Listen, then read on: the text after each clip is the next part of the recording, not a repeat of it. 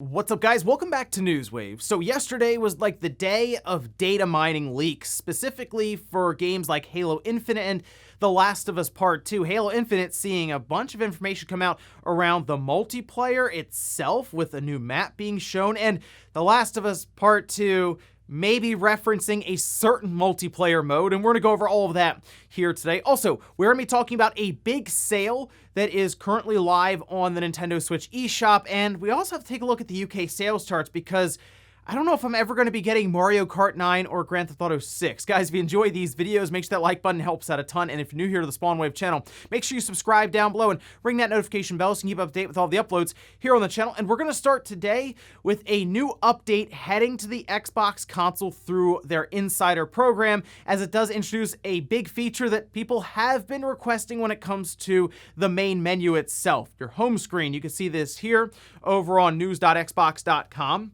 where they say, dashboard with today's update, alpha skip ahead insiders on Xbox Series X consoles connected to a 4K display can begin flighting an increased resolution UI. This change means home, guide, and other areas of the UI will be displayed in a higher native resolution for increased sharpness and text readability. If you're not aware, the home screen for the Xbox Series X is at 1080p. It's not at 4K, and this is something that's left people kind of scratching their head a bit, although it sounds like, at least according to Microsoft, that it has to do with reserving more memory for games with developers. Now, the PlayStation 5 does have 4K for its home screen as well as HDR and all of this, so I think it's a more seamless transition from the home screen into the game, whereas with the Xbox, if it has to toggle on HDR on or off when you're going into a game, it has to like flicker the display off and then back on. It's something I notice a lot with my display. Even with my monitor, it seems to like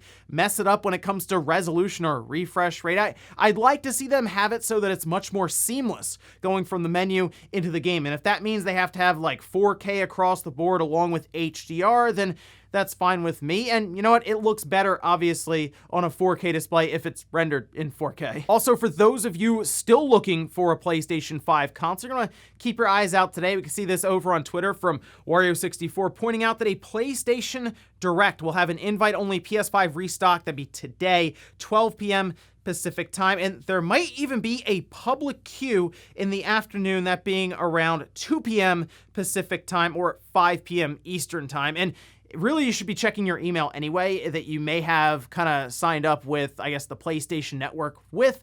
So that way you can see if you got an email and you can jump into the queue here. I still see a lot of people trying to get a PlayStation 5 from these queues. I guess it's better than when retailers go live, since bots hit that like crazy, whereas this is more of a tiered system where I guess Sony will have you kind of wait in line, and it is tied to the email you have for PlayStation Network. Them trying to make it more of a first come, first serve, but one per person setup there. So we'll see how this goes. Just keep an eye out if you're still looking for a PlayStation 5 and see if you can get into this PlayStation Direct. Oh, and we did have our first big teaser released for the new Call of Duty, that being Call of Duty Vanguard. And we'll take a look at this. I noticed that several of the trailers for Call of Duty are getting hit with quite a few dislikes, and obviously I feel like that has a lot to do with the Activision lawsuit that is currently ongoing in the state of California. I also wonder if it's because it's World War II again and people are like, we've had enough of this. Let's do something like we're seeing,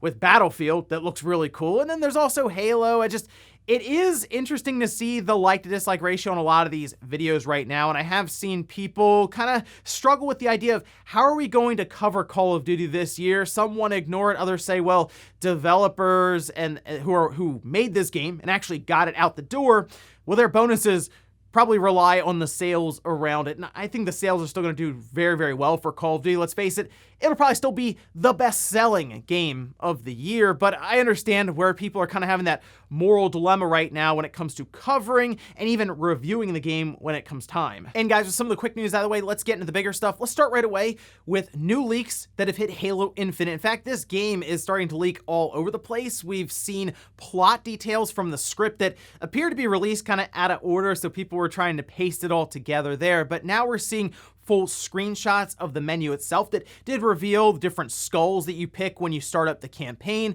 as well as screenshots and eventually an entire walkthrough of a fairly large level. Now, I can't really show you this because it already looks like Microsoft is going around and doing copyright strikes on Twitter and probably even on YouTube, so we'll just kind of show off the trailer that Microsoft and 343 did show at E3 around some of the multiplayer while we go through this here. So it appears that the Twitter account that is sharing this is Leaky Halo, and I was trying to figure out where they were getting a lot of this information. I don't know if it's a QA tester or if they are just going through like the different game files that were available through the flight that they had, but the level that they appear to be showing off is called Launch Site, and it seems very large. Like overall, it has an indoor and an outdoor section, and they spent quite a bit of time going around it, and it does look like a level that they could have like a full big team battle, like a large skirmish. And I like the idea of Halo Infinite also kind of going towards large scale battles, larger than we've seen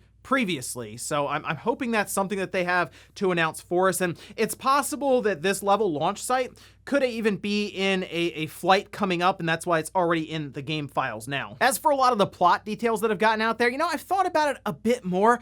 I know they leaned into it and said, hey, look, there are some leaks and spoilers that have gotten out there because we just had them in the flight and people data mined it, but I do also wonder if maybe they put them in there to kind of throw people off a bit. I mean, we all saw what happened with Last of Us Part 2. I mean, there's no way that 343, Microsoft, Joseph Staten did not see that and go, maybe people will look into these game files. Maybe we could put something in there to throw people off, maybe a red herring even.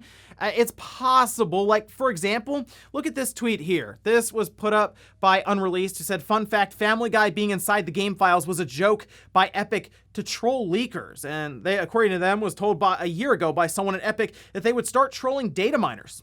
This is what he was talking about. And whether that's true or not, it does make you wonder a bit, since we have seen so many games when it comes to betas or early releases that just get out there, get data mined, and then a lot of things just get dropped on Twitter and on forums all over the place and just kind of spoil everything. I mean, wouldn't you think about that and go, you know, when we do this flight, let's just kind of throw that rough draft script in there and not include the ending that we came up with, that we changed up here over the last year. I mean, it's just kind of something to think about there. But yes, Halo Infinite leaks are continuing to find their way online. And you know what?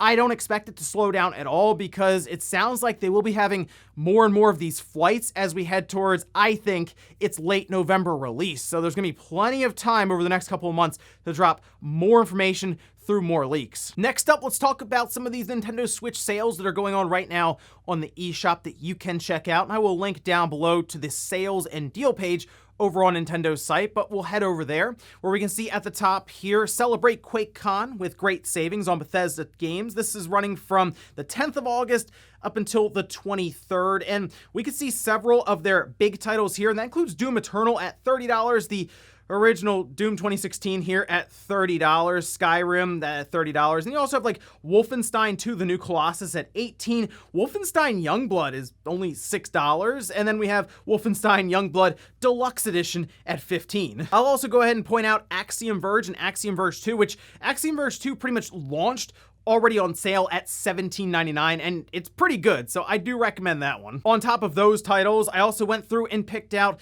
other games that are currently on sale on the eShop for, I guess, just a bunch of markdowns that Nintendo and some of these publishers are doing, which includes Assassin's Creed Rebel Collection that has Black Flag alongside of Rogue kind of bundled together at $20. That's a pretty good value. And then we have Cat Quest, which I threw in there because I did enjoy Cat Quest. It was a fun little game, and it's $6.50, so not too bad. Dragon's Dogma at $15, a lot of value there. Immortals Phoenix Rising at $24. I did enjoy Immortals Phoenix Rising quite a bit. It is a larger open world Assassin's Creed style game, but it didn't overstay its welcome is what I'll say there. It didn't make you play the game for 60 hours just to complete it like we've seen with some more recent Assassin's Creed games. Both Metro games, that being 2033 Redux and Last Light Redux, are on sale at $8.75. Onimusha Warlords at $8. Red Faction Remastered, which is still a very fun game to just kind of run through and knock everything down and blow stuff up, at $7.50. And we have a couple of Saints Row titles on sale, that being 3 and 4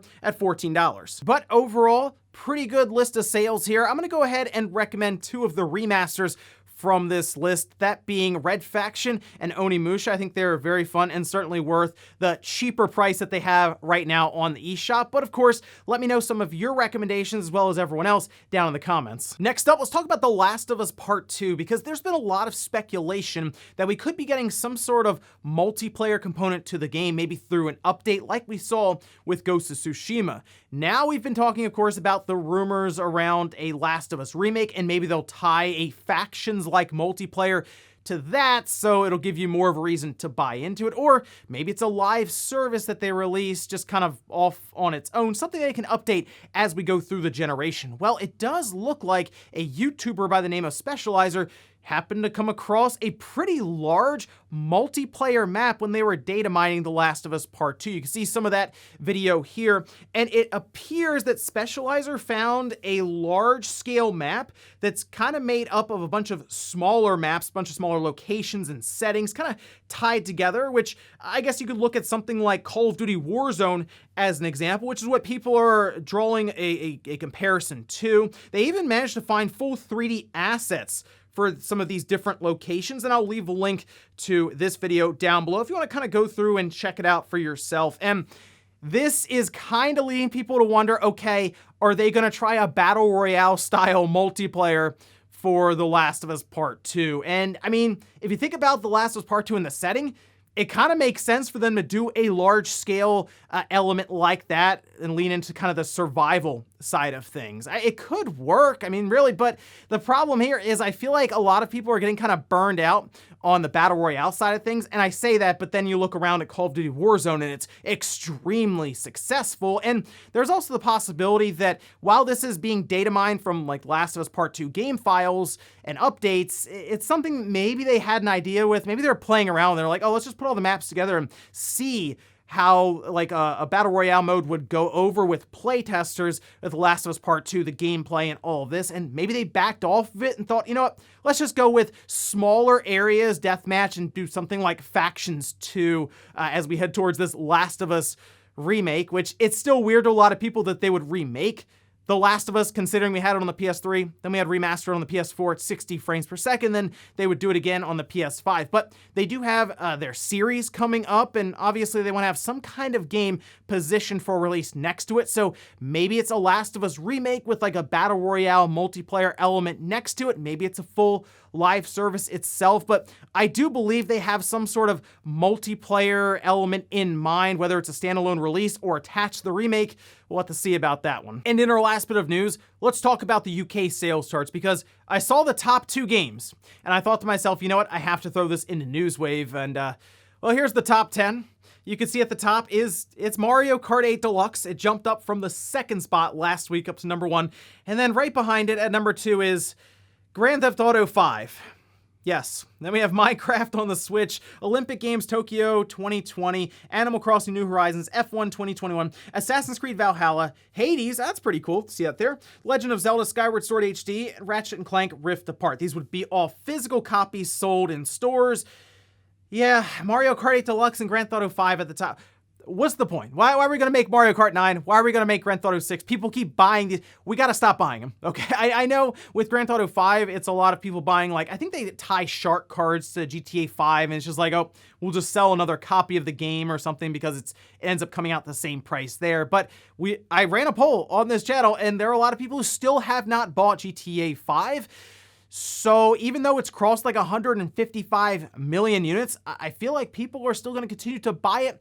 Even if we don't see GTA 6 for years, I think GTA 5 is still going to be in the top 10 most times for things like the UK sales charts and the NPDs at different times throughout the year, especially around like the holiday season. And Mario Kart 8 Deluxe is ridiculous that that's still selling as well as it is. Like I said, if I'm Nintendo, I'm holding out on Mario Kart 9 because like Mario Kart 8 Deluxe is just on fire. It's the 2nd best selling game this past quarter for them, and it's like Why rush Mario Kart 9? I hope this means that Mario Kart 9 is getting a lot of time in development and they have some really cool idea for it that just changes up Mario Kart, but most likely it'll be something smaller. They'll release it and then they'll roll along to another 40 million units sold. It wouldn't shock me if Mario Kart 9 came out and it charted at like #1 and then Mario Kart 8 Deluxe was like #4 or something. And before we go to the comment of the day, we're taking a poll that I posted up yesterday where I asked, are you picking up Ghost of Tsushima Director's Cut this week? 14% said yes, I beat it before and I'm heading back for the new content. That would be me. I did play through it when it originally released and it's going to be really fun, I think, going back to it with a brand new island to explore, and I'm sure plenty of content there.